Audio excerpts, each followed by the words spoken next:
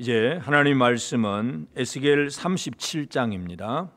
에스겔 37장 1절부터 14절까지 말씀을 한 절씩 교독을 하겠습니다. 에스겔 37장 1절부터 14절까지 제가 1절을 먼저 읽겠습니다.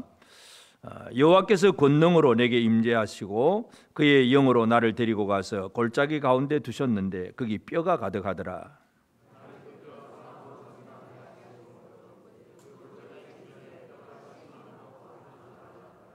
그가 내게 이르시되 인자야 이 뼈들이 능히 살 수 있겠느냐 하시기로 내가 대답하되 주 여호와여 주께서 아시나이다.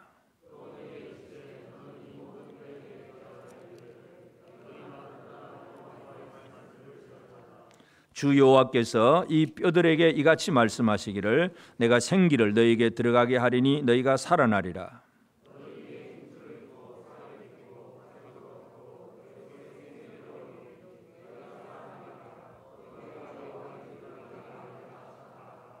이에 내가 명령을 따라 대언하니 대언할 때에 소리가 나고 움직이며 이 뼈 저 뼈가 들어맞아 뼈들이 서로 연결되더라.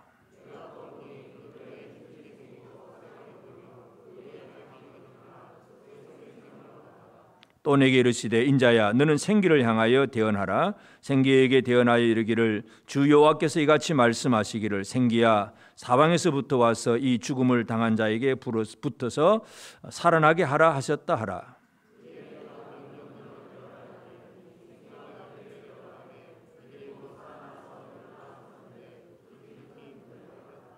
또 내게 이르시되 인자야 이 뼈들은 이스라엘 온 족속이라. 그들이 이르기를 우리의 뼈들은 말랐고 우리의 소망이 없어졌으니 우리는 다 멸절되었다 하느니라.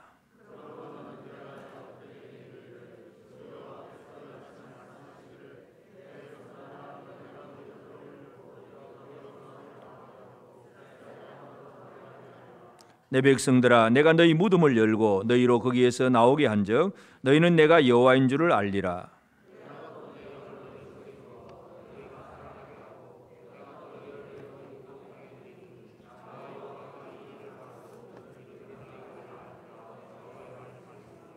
아멘. 예수 그리스도 부활의 날에 예배하는 우리 모든 성도들에게 주의 은혜가 가득하기를 바랍니다. 아멘. 오늘 말씀은 우리가 계속 주일마다 이제 에스겔서를 지금 보고 있는데 지난 주까지 에스겔 11장을 보다가 부쩍 뛰어서 37장까지 넘어와 버렸습니다. 부활절이라서 그렇습니다. 부활절. 에스겔을 통해서 주님께서 생명을 다루시는 그 일들을 오늘 우리가 한번 살펴보면서 오늘 말씀의 제목은 내가 너희 무덤을 열고 하는 말씀입니다. 내가 너희 무덤을 열고. 하나님은 무덤을 여시는 분이십니다. 이 무덤을 연다는 개념은 이제 우리나라의 이 매장지하고는 좀 다른 습관을 잘 이해를 하셔야 됩니다. 이 중동 지방의 무덤은 큰 바위 동굴 같은 것이고 그 동굴 안에 이제 시신을 이제 탁자 테이블에 얹어 놓고 그 다음에는 돌문을 닫아둡니다. 그래서 예수님 무덤도 마찬가지고 그래서 이 동굴 속에 이 무덤 동굴 속에는 그 할아버지, 아들, 손자 계속 대대로 그 무덤을 쓰는 거예요. 그래서 그 안에는 조상들의 뼈가 다 있습니다. 그렇게 되기 때문에 이 무덤을 열고 하는 개념은 언제 무덤을 열 수 있느냐 하면 누군가 죽어서 또 장사를 지낼 때에 그러니까 시체를 들어가기 위해서 무덤을 엽니다. 하나님께서 이제 이 에스겔에게 주시는 말씀이 내가 무덤을 열겠다고 말씀하는 것은 장례를 치르겠다는 얘기가 아니라 그 안에 있는 뭔가가 나오게 하겠다는 그런 말씀이에요. 그래서 오늘 이제 하나님께서 에스겔에게 주신 그 먼저 이렇게 하게 하신 체험하게 하신 것은 어느 골짜기로 데려갑니다. 그 골짜기에 가보니까 마른 뼈들이 가득합니다. 뼈들이 가득합니다. 그래서 인자야 이 뼈들이 살겠느냐 하나님이 에스겔에게 물어보니까 에스겔이 뭐라고 대답하겠습니까? 사람은 안 믿어지죠. 이 뼈들이 어떻게 살아나겠습니까? 그런데 에스겔은 지혜롭게 대답을 합니다. 하나님이 아시면 다 아지요. 그 말입니다. 주께서 아시나이다. 다 아십니다. 그러니까 하나님께서 이 에스겔에게 대언을 하라. 내 대신 말하라. 말하라. 그래서 하나님께서 이 에스겔에게 뼈를 향하여서 대언하라고 얘기하니까 이제 에스겔이 뼈를 향해서 뭔가 말을 합니다. 이 뼈들아 살아나라 하고 말을 하죠. 갑자기 뼈들이 막 움직이는 거예요. 뼈들이 막 이리저리 갖다 스스로 자동 조립. 이제 누군가 갖다 붙이는 게 아니라 막 뼈들이 각자 알아서 그냥 착착착착 달라붙는데 사람의 그 전체 골격이 다 만들어집니다. 그러니까 자기 뼈를 찾아간 거예요. 남의 뼈에 붙은 것도 아니고 전부 자기 뼈에 한두 사람이 아니고 여러 사람이 살아나는 그러한 일들을 보게 됩니다. 근데 이제 아직도 뼈만 있고 근육도 없고 피부도 없는 그런 상태니까 또 하나님께서 에스겔에게 이제 한 번 더 하는 것은 생기를 불어넣어라. 생기. 그래서 이 생기에 대하여 예언을 하니까 이 생기를 불어넣을 때에 그 뼈들은 이제 살아나고 완전히 온전한 사람으로 이제 근육도 생기고 피부도 덮이고 완벽한 사람의 모습으로 나타납니다.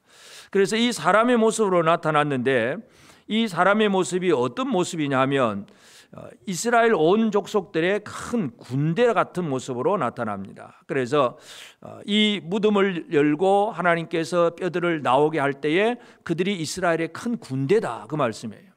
우리가 이 에스겔을 통해서 살펴본 것은 예루살렘의 그 멸망, 예루살렘의 어떤 죄악에 대한 멸망이 그 모든 그 하나님의 사람들에게 예루살렘 사람들에게 예언이 되었는데 그런데 에스겔을 통해서는 다시 회복될 것을 예언하는 거예요. 그러니까 우리가 지금 11장 하다가 갑자기 37장으로 넘어와서 그 중간을 지금 다 뛰어넘었습니다. 회복의 은혜가 뭐냐? 회복. 하나님께서 회복하시는 것은 바로 그냥 좀 아프다가 낫는 그 정도의 개념이 아니라 바로 생명의 회복입니다. 마른 뼈가 이스라엘의 극히 큰 군대로 무장되는 이것이 하나님이 보여주시는 회복의 은혜입니다. 요즘 우리 코로나 때문에 며칠 또 아팠다가 또 나은 분도 계시고 지금도 그런 분도 계시고 뭔가 그러면 이제 회복되었다. 그럼 며칠 좀 앓다가 그냥 나으면 또 되는 거잖아요. 그런데 이 하나님이 말씀하시는 회복은 좀 나았다가 좀 힘들었다가 나은 이 정도가 아니라 완벽하게 죽어버린 마른 뼈들, 살아있는 것도 아니고 완전히 말라 비틀어진 그 마른 뼈들이 사람이 되고 이스라엘의 극히 큰 군대가 되는 이런 광경을 하나님께서 에스겔을 통해서 보여주신 거예요. 그럼 왜 이걸 보여주셨느냐? 결국 이스라엘 사람들이 그들이 이 하나님의 그 능력을 체험하지 못했을 때에 이스라엘 사람들이 하는 말들이 있습니다. 이 이스라엘 사람들이 하는 말들은 11절에 보면 또 내게 이르시되 인자야 이 뼈들은 이스라엘 온 족속이라 그들이 이르기를 이제 이스라엘 족속들이 이르기를 첫째 우리의 뼈들은 말랐고 그러니까 이스라엘 사람들이 이제 우리 입에서 하는 말이 뭡니까? 우리의 뼈들은 말랐다. 뼈가 말랐다는 말이 뭡니까? 아무 소망이 없다는 얘기죠. 나사로가 죽었을 때에 예수님이 나사로의 무덤 앞에 가서 그 마르다에게 그 주변 사람들에게 돌문을 열라고 하니까 사람들이 뭐라 그럽니까? 죽은 지 나흘이 돼서 냄새가 납니다. 이거는 마른 뼈 정도가 아니라 그냥 이제 나흘 만에 냄새 나니까 이거 어떻게 문 엽니까? 못 엽니다 이거잖아요. 그런데 이 이스라엘 사람들의 표현은 냄새 나는 정도가 아니에요. 완전히 말라버린 그 뼈, 우리의 뼈들은 말랐고 그런 얘기를 합니다. 그래서 왜 이렇게 말랐느냐 하면 말랐다고 그렇게 표현하느냐 하면 에스겔 33장 21절에 이제 우리가 이미 건너왔기 때문에 33장 21절에 보면 우리가 사로잡힌 지 12해째 10째 달 5째 날에 예루살렘에서부터 도망하여 온 자가 내게 나와 말하기를 그 성이 함락되었다 하였는데 그러니까 우리가 살펴본 대로 앞부분은 에스겔이 포로된 지 5년부터 이제 그 예언이 시작이 되잖아요. 그리고 이제 남쪽 유다 왕국은 그때부터 이제 시드기야 왕이 이제 통치를 하고 결국은 시드기야 왕 11년에 예루살렘이 함락이 돼요. 그러니까 12째 그다음 그러니까 그 함락되고 그다음 해에 이제 에스겔에게 이 소식이 들려진 겁니다. 바벨론 포로된 무리들에게 우리가 언제 돌아갈까? 그때 거짓 선지자들은 2년이면 갈 수 있다 막 그랬는데 2년이 지나고 3년이 지나고 막 그렇게 세월이 지났어요. 몇 년이 지나버렸어요. 12째 해에 소식이 들렸는데 예루살렘이 완전히 무너졌다. 성전도 다 파괴되었다. 이 소식을 들은 거예요. 그러니까 그 소식을 듣고 나니까 이제 이 사람들이 말하는 표현이 뭡니까? 우리의 뼈들은 말랐고 이제는 끝이잖아요. 이제는 끝. 뭔가 성전이 남아 있다면 돌아가자 하는 그냥 그런 것도 하겠는데 완전히 성전도 무너지고 나라는 완전히 멸망당해 버린 상태에서 어떤 소망을 가지겠습니까? 우리의 뼈들은 말랐고 사람들은 죽음 앞에서 무능함을 느낍니다. 누군가 죽었다 그러면 이제는 끝이잖아요. 더 이상 뭔가 할 게 없어요. 구약 성경에도 룻기를 보면 나오미가 자기 남편과 두 아들하고 이제 모압 땅으로 갔는데 남편도 죽고 두 아들도 죽었습니다. 그러면 그때부터 나오미의 생각이 뭐겠습니까? 무능함이에요. 아무것도 할 수가 없어요. 할 수 없으니까 결국은 뭐 여기서 죽으나 거기서 죽으나 마찬가지다 하고 고향으로 돌아가려고 합니다. 죽음 앞에서는 모든 것이 무능합니다. 그래서 돌아오면서 나오미가 그 고향 사람들이 이제 네가 나오미냐 하고 이제 물어보니까 룻기 1장 20절에 나오미가 이런 얘기를 합니다. 나오미가 그들에게 이르되 나를 나오미라 부르지 말고 나를 마라라 부르라. 이는 전능자가 나를 심히 괴롭게 하셨음이니라. 마라. 너희들은 나를 나오미라고 가는데 나는 나오미가 아니고 마라다. 마라는 출애굽기도 보면 홍해를 건넌 다음에 마라의 쓴물 있잖아요. 쓴물. 그 쓰다는 표현이에요. 마라가 쓰다. 나는 나오미, 환희, 기쁨, 즐거움이 아니고 나는 아주 쓰디쓴 막 완전히 독초를 먹은 사람이다. 내 이름이 나오미가 아니고 난 마라야 이거예요. 그만큼 절망 속에 빠져버린 거예요. 우리의 뼈들은 말랐고 하는 얘기입니다.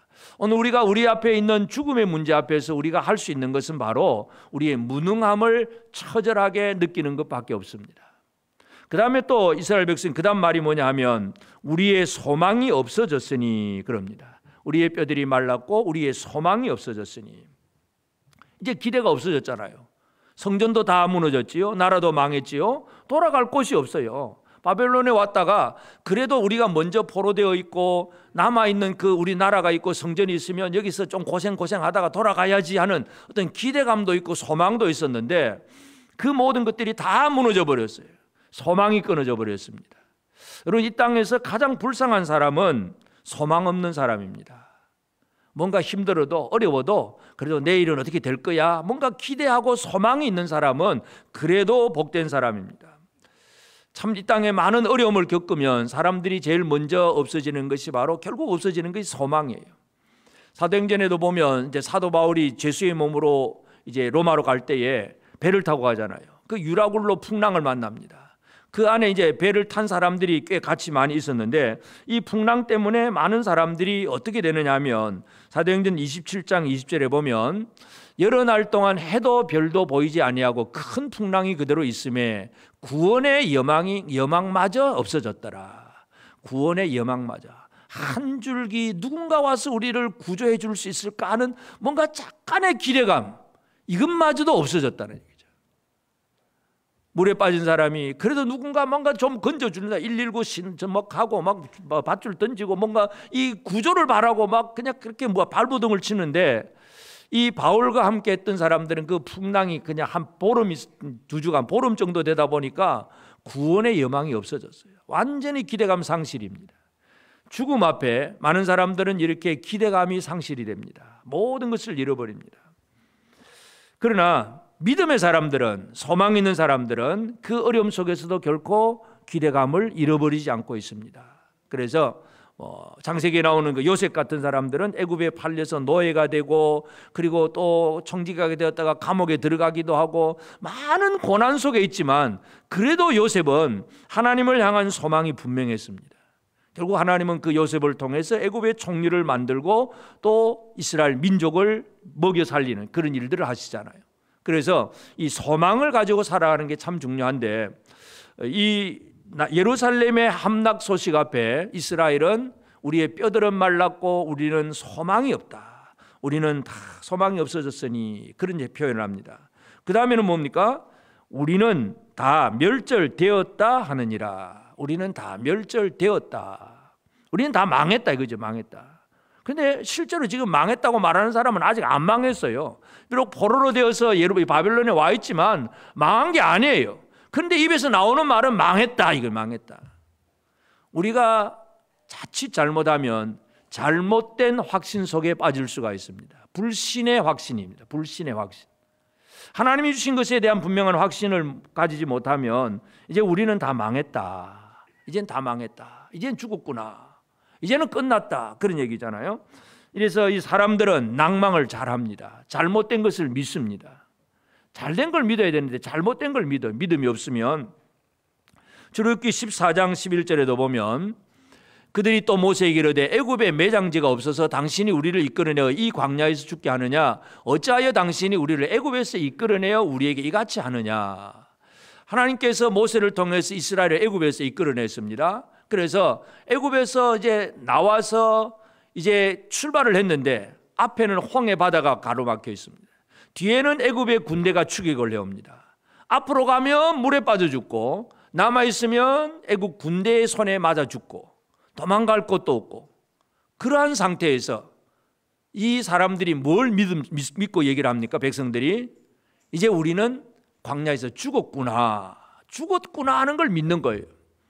이 잘못된 확신, 이스라엘 사람들은 낭망하면서 이제는 우리는 어쩔 수가 없다. 우리는 바다에 빠져 죽든지 애국 군대의 칼에 그냥 찔려 죽든지 그냥 죽었구나.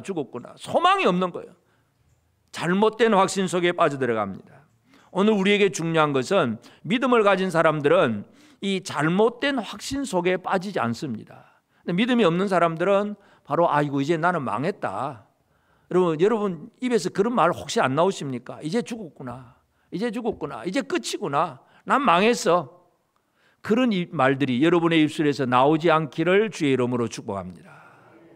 잘못된 거 믿으면서 스스로 정죄하지 마세요. 나 망했다. 나 죽었다.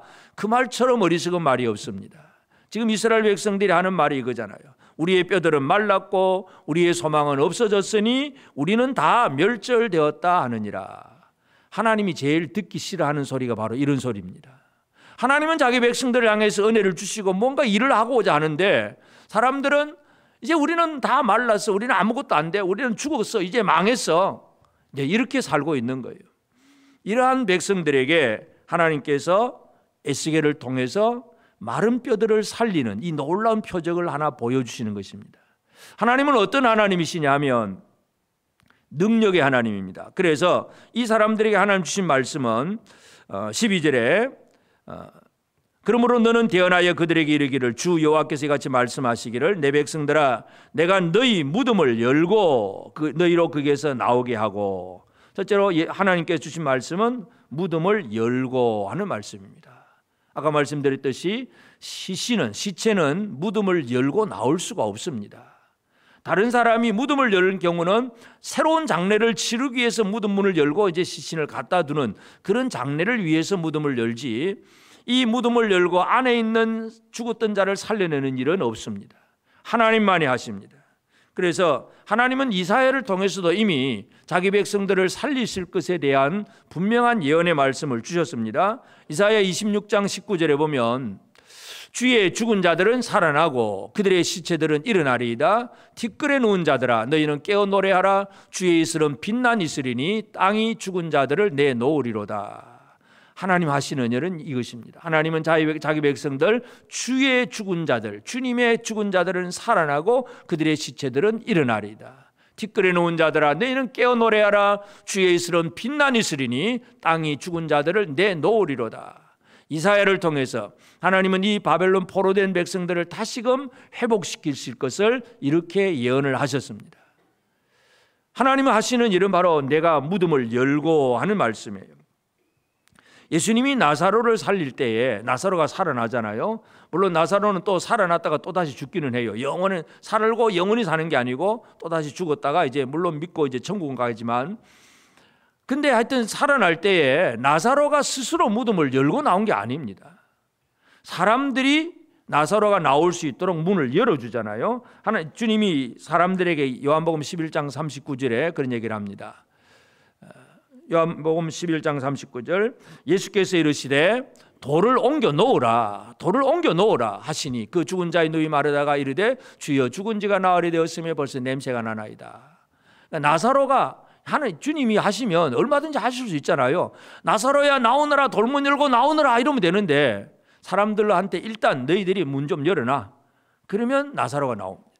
다시 말해서 사람은 스스로 돌문을 열고 나올 수 있는 존재는 아무도 없습니다. 하나님만이 무덤 문을 열어주십니다. 하나님의 능력의 하나님은 무덤의 문을 열어주시는 하나님이라는 것을 기억을 해야 됩니다. 그리고 또 하나님께서 그 다음에 주신 말씀이 뭡니까? 너희로 거기에서 나오게 하고, 무덤문을 열고 나오게 하고 하는 말씀입니다. 소망의 하나님, 죽은 자를 무덤에서 나오게 하십니다. 하나님께서 이 에스겔을 통해서 지금 그 마른 뼈들을 향해서 대언을 하고 생기를 향하여 대언하고, 그래서 이스라엘의 그 키 큰 군대를 만들어 놓으신 그 하나님이심을 우리가 분명히 살펴봐야 되는데, 5절도 다시 한번 보면 주 여호와께서 이 뼈들에게 이같이 말씀하시기를 내가 생기를 너에게 들어가게 하리니 너희가 살아나리라. 하나님이 하시는 것은 바로 살아나리라, 살려주시는 하나님이십니다. 이스라엘 백성들은 뼈들이 말랐고 우리 소망이 없다 그러지만 하나님이 하시는 말씀은 살아나리라. 성경 전체가 바로 그 얘기입니다. 그러면 아브라함과 사라가 아들을 낳지 못합니다. 아브라함이 이제 75세에 그 하란 땅을 출발을 하고 그 다음에 10년이 지나도 아들을 못 낳으니까, 사라가 이제 자기가 못 낳으니까 어떻게 합니까? 하갈을 통해서 이스마엘을 낳잖아요. 그런데도 사라는 아들이 없어요. 아들을 못 낳습니다. 그런데 결국은 하나님께서 아브라함 100세, 사라 나이 90세에 아들을 낳게 합니다. 그것을 히브리서 기자가 뭐라고 표현하느냐 하면, 히브리서 11장 12절에 보면 이러므로 죽은 자와 같은 한 사람으로 말미암아, 죽은 자와 같은 한 사람으로 말미암아 하늘의 흑한 별과 또 해변의 무수한 모래와 같이 많은 후손이 생육하였느니라. 하나님이 하시는 일은 죽은 자와 같은, 아이를 낳을 수 없는 그 사라 할머니, 그를 통해서 후손이 나오고 그 후손이 하늘의 별 또 해변의 무수한 모래와 같이 많은 후손들이 생육하게 된다. 하나님 하시는 일이 이것입니다. 무덤을 열고 무덤에서 나오게 하시는 분은 바로 하나님이신데, 죽음을 이겨놓으신 분은 바로 하나님입니다. 아까 나오미도 말했지만 그 나오미가 집으로 돌아가서 말하라고 하라 했지만 결국은 룻기의 결론이 뭡니까? 루시 보아스를 만나게 되고 결혼을 하고 오벳을 낳고 그는 다윗 왕의 그 할아버지가 되잖아요. 이처럼 하나님이 하시는 것은 아무것도 안 된다, 죽은 자가 이제는 끝났다고 생각하는 그 가운데서도 하나님은 생명의 사역을 이루시는 하나님이십니다. 오늘 우리가 부활의 날에 진짜 기억해야 될 것은 바로 생명의 주님입니다. 무덤을 열고 우리를 무덤에서 나오게 하시는 주님. 그리고 그 다음에는 뭡니까? 너희로 나오게 하고 이스라엘을 또 들어가게 하리라. 내가 너희 무덤을 열고 너희를 거기서 나오게 하고 이스라엘 땅으로 들어가게 하리라. 이스라엘 땅에 들어가게 한다. 새로운 확신을 주는 거예요. 잘못된 확신이 아니라 새로운 것을 믿을 수 있는 확신을 줍니다. 그래서 그걸 어떻게 하느냐, 그렇게 들어가게 하는데, 그 들어가게 하는 것은 14절에 보면 내가 또 내 영을 너희 속에 두어 너희가 살아나게 하고 내가 또 너희를 너희 고국 땅에 두리니, 내 영을 너희 속에 두어서, 하나님의 영, 새 영을 두어서 그들이 살아나게 되고 고국 땅으로 돌아가게 될 것이다. 자, 이스라엘 백성들은 바벨론에 있으면서 자, 우리나라가 망했다, 성전이 무너졌다, 이제는 끝났다. 이게 이제 역사적인 객관적인 사실이에요. 이제 아무것도 없어요. 근데 하나님의 말씀은 너희가 돌아갈 것이다. 그 땅으로 돌아가게 될 것이다. 이렇게 하나님 말씀하십니다. 하나님은 사람들에게 새로운 확신을 심어줍니다. 그래서 확신을 심어주시는 방법이 뭐냐? 하나님의 영, 하나님의 영을 심어주십니다. 하나님의 영을 넣어주셔서 고국 땅에 가겠다 하는 것을 믿게 하십니다. 하나님의 심판은 뭐냐 하면 하나님의 영이 떠나는 것이 심판이고, 하나님의 구원은 하나님의 영이 우리 안에 들어오는 게 하나님의 구원이에요. 노아 홍수 이전에 하나님께서 홍수를 가지고 백성들을 심판할 때에 무슨 말씀을 하냐면 창세기 6장 3절에 보면 여호와께서 이르시되 나의 영이 영원히 사람과 함께 하지 아니하리니 이는 그들이 육신이 됨이라. 그러나 그들의 날은 120년이 되리라. 노홍수 이전에 하나님께서 이 온 세상을 심판하기 위해서 나의 영이 영원히 그 사람과 함께 하지 않겠다. 하나님의 영이 사람에게서 떠나는 것이 심판입니다. 그러면 하나님의 영이 사람 속에 들어오는 것이 바로 구원입니다. 오늘 우리가 예수 믿고 구원받았다는 얘기는 하나님의 영이 지금 우리 안에 거하시는 것입니다. 믿으십니까? 여러분 안에 하나님의 영이 살아계심을 믿으십니까? 악하고 더러운 영이 아니라 하나님의 거룩한 영이 우리 안에 살아계시면 이것이 바로 오늘 우리는 하나님이 주신 약속의 말씀, 아무것도 없는 캄캄한 가운데서 나라도 망하고 성전도 무너지고 다 없는데도 그래도 돌아갈 거야. 돌아갈 수 있어. 믿을 수 있는 것. 이게 바로 새 영이 우리에게 주는 은혜입니다.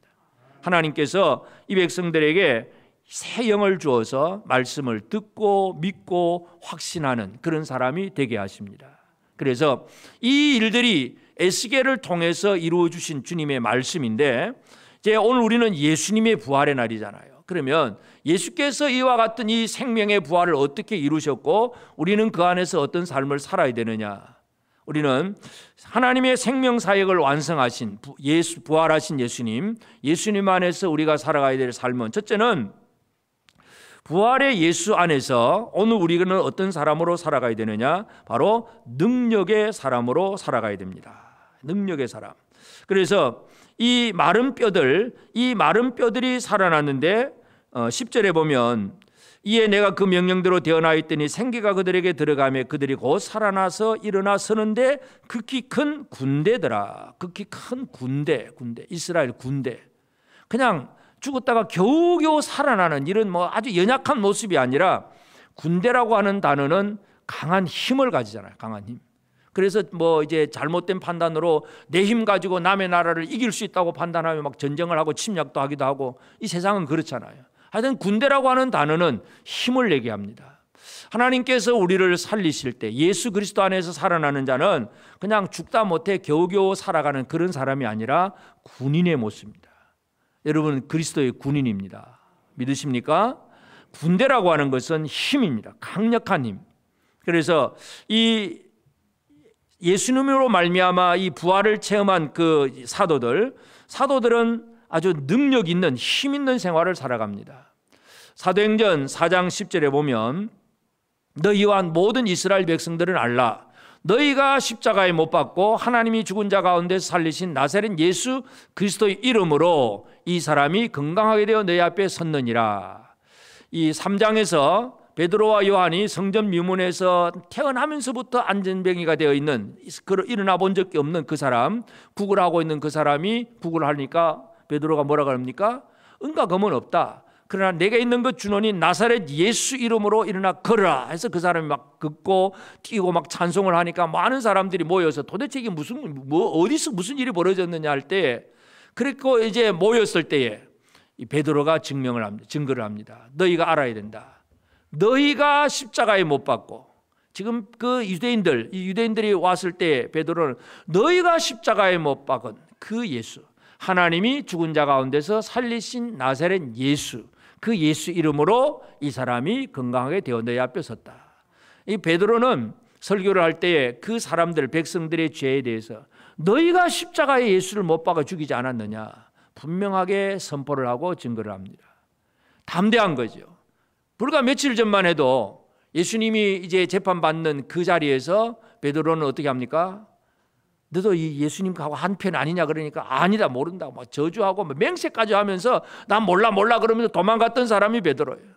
근데 이제는 많은 무리들 앞에서 담대하게 너희가 죽인 예수 그리스도를 하나님이 살리셨고 그 이름으로 이 일이 이루어진 거야, 담대하게 선포할 수 있는 것, 이것이 힘이고 능력입니다. 부활의 날, 예수님의 부활의 날에 그냥 부활 찬송 한 가지 부른 거로 끝나지 말고, 나는 과연 이 생명의 능력, 부활의 능력을 체험하고 그 능력으로 일하는 사람이 되었는가, 이걸 우리가 다시 한번 살펴보게 되길 바랍니다. 그래서 이 부활의 소식을 선포할 때에 유대인들 중에서 특별히 이 사두개인들은 부활을 안 믿습니다. 부활이 안 믿습니다. 그냥 이 세상에서 잘 먹고 잘 살고 한 자리 하고 높은 자리에 올라가고 그것만 좋아하는 사람들이에요. 그런데 부활 얘기하면 별로 안 좋아하는데, 그래서 부활 얘기하니까 막 반대와 핍박이 많습니다. 그래서 많은 이제 재판을 받고 다시는 예수 이름으로 말하지 말라 막 이런 엄명을 받았음에도 불구하고 이 사도들이 그런 고난 속에서도 모여가지고 기도를 합니다. 어떻게 기도하느냐 하면 사도행전 4장 29절에 보면 주여 이제도 그들의 위협함을 구보시옵고 또 종들로 하여금 담대히 하나님의 말씀을 전하게 하여 주시오며, 저들의 위협함을 굽어보시옵고 그 위협을 좀 없애주세요, 이런 개념이 아니에요. 그러나 우리는 뭘 하겠습니까? 종들로 하여금 담대히 하나님의 말씀을 전하게 하여 주시오며, 이 담대함, 능력, 이것을 사도들이 열심히 구했다는 걸 알 수가 있습니다. 부활의 능력을 제대로 믿는 사람들은 능력의 삶을 살게 됩니다. 오늘 저와 여러분 모두가 살아계신 예수로 말미암아 이 땅에서 능력 있는 삶을 살게 되기를 바랍니다. 나는 그리스도의 군사라고 하는 사실을 결코 잊어버리지 않기를 바랍니다. 군사는 무기도 갖추고, 우리가 에베소서를 한번 주일 5회 살펴봤지만 그 하나님의 전신갑주 있잖아요. 막 발에 신을 신고 방패를 들고 투구도 쓰고 하여튼 무장을 잘 갖춰가지고 이 마귀와의 싸움을 싸우는 거잖아요. 오늘 우리에게는 부활의 예수님은 능력입니다. 이스라엘의 극히 큰 군대가 만들어졌다는 걸 기억해야 됩니다. 그리고 우리는 이 부활의 예수 안에서 우리의 소망의 삶을 살아가야 됩니다.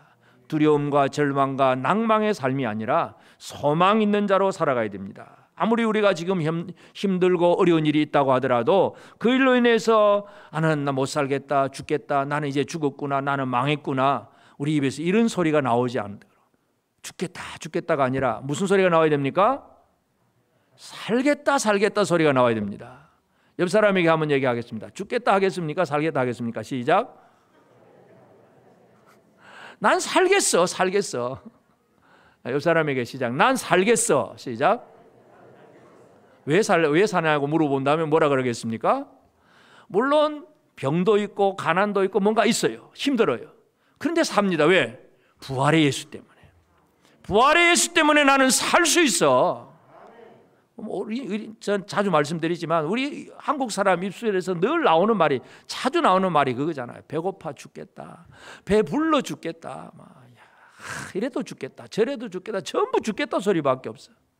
부활의 예수를 만난 우리는 우리 입술에서 죽겠다 소리가 아니라 살겠다 소리가 나오기를 바랍니다. 그래서 이 소망을 품어야 되는데, 이 소망의 삶이 뭐냐? 이 소망을 또 잘 이해를 해야 됩니다. 부활을 가진 사람들은 소망의 삶을 살게 되는데, 사도 바울이 이제 고린도전서 15장에 부활을 얘기를 합니다. 15장 58절에 보면, 그러므로 내 사랑하는 형제들아 견실하며 흔들리지 말고 항상 주의 일에 더욱 힘쓰는 자들이 되라. 이는 너희 수고가 주 안에서 헛되지 않은 줄 알미라. 그래서 이 소망을 품은, 이 부활에 대한 소망을 가진 사람들을 사람으로 살아가야 되는데, 소망이 뭐냐? 소망 그러면 우리는 또 이제 자기 나름대로의 소망을 가집니다. 우리 아이들한테 너 장차 커서 뭐 될래? 그러면 요즘은 많이 달라졌어요. 옛날에는 어떤 커서 대통령, 뭐 국방장관, 뭐 전부 이제 그런 얘기 하다가 요즘은 백댄서, 뭐 IT 뭐 하는 뭐 이런 거, 하여튼 이제 많이 달라졌어요. 하여튼 자기 소망이 있어요. 근데 그게 우리의 소망이 아니에요. 하나님이 주신 비전이 분명하면 그런 것들이 우리의 소망이 될 수는 있지만, 소망은 뭐냐 하면 사도 바울이 뭐라 그럽니까? 이 육신적인 내 욕망 속에서 가지는 꿈과 비전이 소망이 아니라, 소망을 가진, 부활에 대한 소망을 가진 사람들은 주의 일에 더욱 힘쓰는 자들이 되는 거예요. 주의 일에 힘쓰는 사람이 바로 소망의 사람입니다. 여러분, 소망의 사람입니까? 내 육신의 일도 물론 당연히 해야 되지만 주의 일에 더 힘쓰는 것, 최선을 다하는 생활, 이것이 바로 소망의 생활입니다. 오늘 이 부활의 날에, 오늘 예수님의 부활로 말미암아 우리는 소망을 가진 성도들이 되기를 바랍니다. 소망을 가졌다는 것은 그냥 하늘을 향해서 하나님 복 주세요 하고 그냥 입만 벌리고 있는 게 아니라, 내게 주어진 주님의 일에 최선을 다하는 열정을 가진 것이 바로 소망의 사람입니다. 이 소망을 결코 잃어버리지 않게 되기를 바랍니다. 무엇보다 중요한 것은 이 부활에 대한 확신입니다. 이 부활에 대한 분명한 믿음. 예수님께서 제자들에게 이제 떠나가시면서 제자들에게 보내주신 분이 바로 성령이잖아요. 보혜사 성령을 보내줍니다. 요한복음 14장 17절에 그는 진리의 영이라. 진리의 영. 세상은 능히 그를 받지도 못하나니 이는 그를 보지도 못하고 알지도 못함이라. 그러나 너희는 그를 아나니 그는 너희와 함께 거하시며 또 너희 속에 계시겠음이라. 진리의 영이 우리 안에 계십니다. 그러면 진리의 영이 계신다는 얘기는 진리를 믿을 수 있는 것입니다. 그런데 우리가 진리의 영으로 무장되어 있지 않으면 다른 것으로 무장되어 있는 사람들이 꽤 있습니다. 다른 것으로 무장이 됩니다. 고린도전서 15장 12절에 보면 바울이 그런 얘기를 합니다. 그리스도께서 죽은 자 가운데서 다시 살아나셨다 전파되었거늘 너희 중에서 어떤 사람들은, 고린도 교회 중에 어떤 사람들은 어찌하여 죽은 자 가운데서 부활이 없다 하느냐. 그러니까 고린도 교회가 사도 바울이 전도해서 세운 교회고 그 안에서 말씀의 가르침을 받았는데, 그런데 그 중에 이 사람들 중에 어떤 사람은 부활을 못 믿는 거예요. 왜 그럴까요? 그건 이제 역사적인 배경을 좀 연구를 좀 하긴 해야 됩니다. 고린도라고 하는 그 도시는 지리적으로 보면 아시아와 그리고 이제 지중해 가운데서, 지중해에서 아시아와 유럽, 이태리, 로마까지 가는데 중간이 바로 고린도입니다. 그리스 제일 남단의 고린도. 그러니까 이 왔다 갔다 하는 이 교통의 요충지로서 아주 이제 교통이 발달하면서 많은 사람들이 오고 가니까 왕래하는 사람이 많으면 그곳은 부자가 됩니다. 그저 뭐 제일 안 돼도 뭐 숙박업을 해도 그냥 뭐 뭔가 돈을 벌 수 있으니까 고린도가 큰 도시가 돼요. 그리고 이제 그 당시에 또 그 큰 부자가 되니까 이 부자들은 또 자기들 나름대로 이제 원래는 배운 것도 없는 사람들이고 아주 쉽게 말해 요즘 말로 하면 졸부들이에요. 졸부들. 아주 부자가 되어 가지고 뭐 어떤 이제 예술가들을 후원을 해 줍니다. 뭐 그러니까 뭐 노래하는 사람 아니면 뭐 조각가들 이런 예술가를 후원해 주면서 이제 돈 이게 자기는 이제 그걸 대리 만족을 하고 있는 거죠. 그런데 또 철학자들도 이렇게 막 그렇게 후원을 많이 해줍니다. 그래서 이 그리스 헬라의 철학자들이 많이 나오는데 그 철학자들은 전부 그런 돈줄 부자들이 후원을 해서 그렇게 열심히 공부만 하는 거예요. 또 나가서 막 웅변하고 막 연설하고 그러면 자기 이론 얘기하고 철학들이 많이 이제 성행하던 시대가 바로 이 고린도, 로마도 마찬가지고 그런 시대입니다.